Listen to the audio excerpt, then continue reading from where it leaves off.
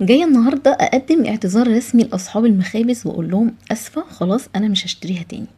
الموضوع طلع ابسط مما كنا نتخيل يا جماعه.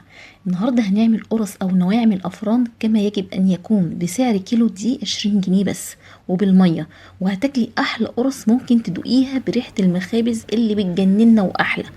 يلا نشوف الجمال ده اتعمل ازاي ونقول بسم الله الرحمن الرحيم.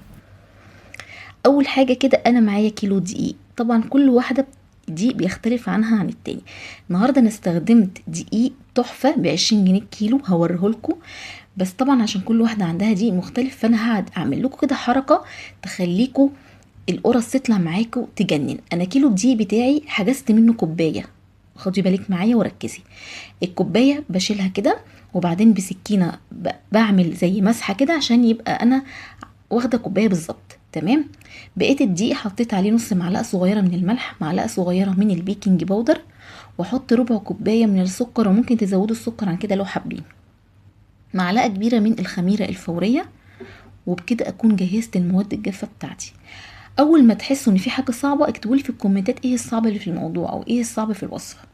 تعالوا نحضر المواد السائله. الميه يا جماعه، الميه دي كنز وسحر وحياه ربنا في كل حاجه.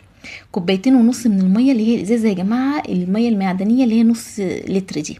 تمام. حطيتها عليهم كوبايه الا ربع من الزيت وربع كوبايه من السمنه، يعني مقدار الدهون عندي او الماده الدهنيه كوبايه، انا خدت ليت بس ربع كوبايه من السمنه وكوبايه الا ربع من الزيت. تقدري تشكلي زي ما انت عايزه، نص ونص، كوبايه كامله زيت كوبايه كامله سمنه، براحتك. حطيت الدقيق على المواد السائله اللي هي الميه والسمنه، وهبتدي ان انا اعجن. وركزي معايا، احنا هنا بنعجن من كيلو دقيق الا كوبايه. انا عملت ايه وانا بعجن كده؟ انتوا بتحسوا ان العجينه ملزقه، كملي بس وما تشغليش بالك، لان ممكن انتي ما تبقاش ملزقه معاكي كده، ممكن انا ملزقه معايا، يعني في كل واحده مختلفه عن التانية. الايد اللي انا بعجن بيها غير الايد النظيفه. فانا دلوقتي لما عجنت الايد اللي انا بعجن بيها هوريها لكم دلوقتي قد ايه هي ملزقه العجينه فيها. شايفين؟ الايد التانية نظيفه اهو. همسك العجينه هلاقيها مش بتلزق زي الايد اللي انا بعجن بيها. فانت ركزي في النقطه دي وما تسرعيش وتحطي دقيق. جربي الاول، بس برضو فيها تشبيطه ومش هعرف اقرصها. فهعمل ايه؟ هنزل بنص كوبايه من الدقيق. ولو انت هتعملي نص كيلو دقيق برضو حجزي نص كوبايه من الدقيق، مش كوبايه بقى، فاهمه قصدي؟ المهم نص كوبايه من الدقيق دي، وتبقى معايا نص كوبايه مش هحتاجها كده. كل اللي انا احتاجته كيلو دقيق الا نص كوبايه، يعني كيلو دقيق الا نص كوبايه. لميت العجينه بتاعتي ولمت وما شاء الله بحصل بقى على عجينه طريه جدا، مش بتلزق بس طريه قوي، يعني ممكن تشبط حاجه بسيطه بس طريه جدا، هو ده المطلوب. هعمل ايه؟ مش بخمرها، لا انا بريحها بس ربع ساعه. وركزي معايا في المرحله دي، مش بخمر، بريح العجينه ربع ساعه وبرجع لها تاني على بال ما الم كل الحاجات اللي ورايا. بتكون ربع ساعه عدت، برجع لها بتكون العجينه بالشكل ده، هي مش بتخمر وما بسيبهاش تخمر. خدوا بالكم في المرحله دي خالص. العجينه بتاعتي بصوا عامله ازاي، اسحبوا كده مطاطيه. شايفين المطه بتاعت العجين؟ شدوا عامله زي اللبانه اهي. واخدين بالكم؟ دقيق بنبو 20 جنيه. هبتدي بقى دلوقتي ان انا اقسم العجينه بتاعتي لكرات. كيلو دقيق او كيلو دقيق الا نص كوبايه هيطلع معايا 36 قرصه. حجم القرصه 45 جرام، يزيد ويقل جرامات حسب طبعا الميزان يعني. المهم ان هي بتكون كوره بالشكل ده. بصوا يا جماعه، بصوا انا مبسوطه جدا بالعجينه ومبسوطه جدا بالدقيق الرخيص اللي انا جبته وخلالي القرص تجنن. اتابع يا جماعه المخابز بيستخدموا الدقيق الرخيص اللي هو عرقه قوي، فبيطلع معاهم النتيجه تحفه، فسبحان الله يعني. المهم ان انا طلعوا معايا بصوا 36 قطعه من العجينه او 36 قرصه. كميه اللهم بارك اللهم بارك، حاجه كده محترمه. هعمل ايه؟ انا مش هريح العجينه، مجرد ان اصلا مكورتهم كانت هي اصلا ارتاحت، فهبتدي باول كوره. بس طبعا لازم اغطي العجين بتاعي كويس، وهاخد اول كوره انا شكلتها. وتعالوا بقى نشوف الجزء اللي احنا اهو ده الدقيق يا جماعه. انا قلت امورهولكم عشان تبقى انتوا عارفينه. ده بيتباع عند كازيون. كازيون ده سوبر ماركت جنب اي حد فينا، يعني منتشر في مصر كلها، اسمه الجزاوي.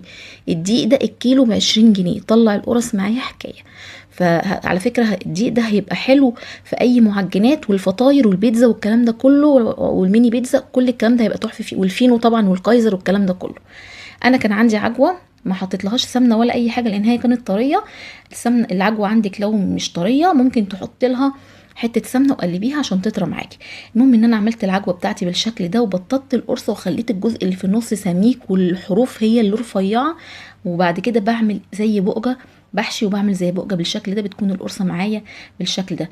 بديها كده تبطيطه خفيفه وابتدي ان انا ارصها على الصاجات. اما بالنسبه لو هعملها ساده بشيل الهواء منها وبعملها بقجه تاني من اول وجديد وبططها بالشكل ده وبتكون معايا جميله جدا اهو. برص على الصاجات من غير ما بدهن اي مادة دهنية خالص.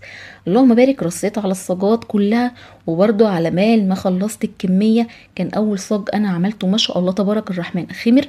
وفي الوقت ده كنت مشغلة الفرن بتاعي على اعلى حرارة فوق وتحت مع بعض 250 رف اوسط، بتاخد حوالي ربع ساعة وبتطلع، وهنشوف دلوقتي وهي في الفرن. انا بعد ما خمرت عملت كده شرايح بالقطاعه على اللي هي القرص المعجوه عشان بس ابقى مميزاها عن القرص الساده. وهي في الفرن هنا مشغله فوق وتحت مع بعض بسم الله ما شاء الله. حطها على الرف اللي في النص، الحراره اعلى حراره في الفرن عندك.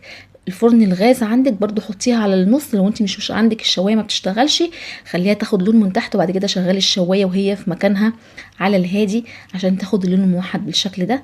هي بتاخد بالظبط من 12 ل 15 دقيقة القرص طالعة خف الريشة، واخدة لون رهيب، ولا دهنا الوش حاجة ولا عملنا اي حاجة خالص.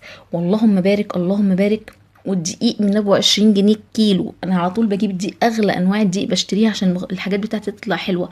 والله اول مرة اشتري دقيق رخيص كده والحاجة طلعت بسم الله ما شاء الله تبارك الرحمن. زي ما انتم شايفين الصورة بتتحدث، انتم شايفين الجمال وشايفين المنظر. تعالوا بقى نفتح كده ونشوف مع بعض قد ايه هي هشة، قد ايه طرية، قد ايه طعمها تحفة. يعني بجد يا جماعة رهيبة رهيبة رهيبة.